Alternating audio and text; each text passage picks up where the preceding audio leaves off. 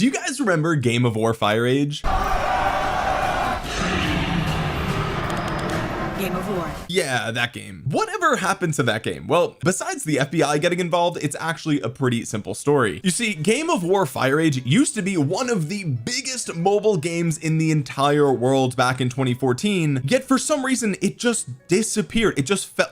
All of a sudden it went from being Kate Upton everywhere to just gone, and it's like nobody even realized it because nobody I knew even played it. Okay, so what happened? First, let's look at the Google Trends data to see, is Game of War Fire Age actually dead? Like, are people still playing this maybe in other countries and it's still super popular, we just don't hear about it? And if you look at the last 12 months, it's sort of, you know, going up and down. But if you widen the time frame here for the past, let's say 15 years, you will see it ranks less than 1 right now on the popularity chart. And you could see here that there was a massive spike starting at the end of 2014, probably I would say around mid 2014 all the way until early 2016 is when that decline sort of started to bottom out, I would say. So holy shit, like this game was mega popular back in 2014 and now it's almost like it doesn't even exist. So then I thought, okay, well maybe they just stopped developing the game, like maybe they just stopped updating it, so it just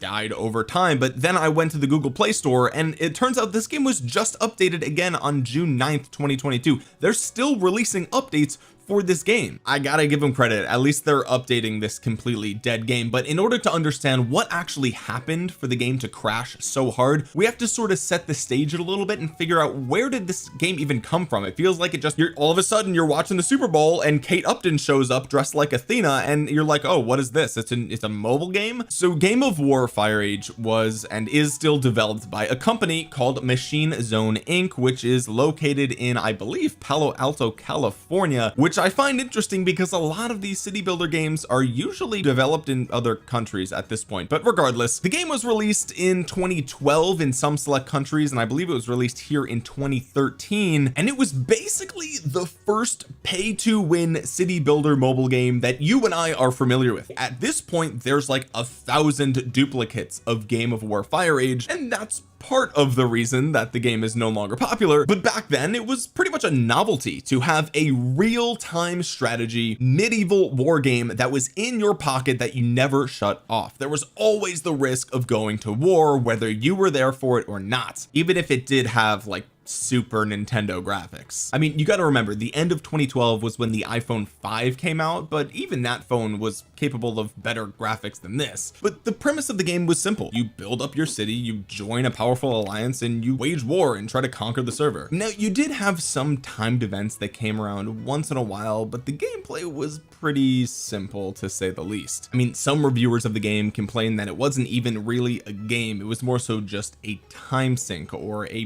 busy work simulator, mainly because the core of the gameplay experience was just queuing up a building or some sort of timer and then either leaving and coming back later or having to spend money to speed it up, which I know sounds like normal city builder games that you and I are familiar with. But at least the new city builder games that have come out in the last few years have like open field movement, and you can move around the map and you could see your different heroes or characters in 3D. The games now are just way more in depth, but back then, unless you were at war, there was really nothing to do other than just watch a timer go down. And yeah, you don't have to dig too far into Metacritic to find a slew of negative reviews for this game complaining about that very factor, on top of the fact that the game was sort of pay to win. But the bland gameplay didn't stop the whales from spending. I mean, Game of War Fire Age was truly one of the first mobile games to exploit every single monetization trick in the book that you and I know today. I'm talking about time gating content, I'm talking about limiting the amount of actions you can do per day, limiting the number of events that you can do, putting a massive paywall behind some of the most important things in the game, and making all the upgrades possible with various different currencies that have different exchange rates. And again, we're familiar with all of this today, but that was one of the first games to really capitalize on player psychology and grip people to the point of addiction. I will give them credit though, it was one of the first games to launch with a built-in messaging system globally that also translated messages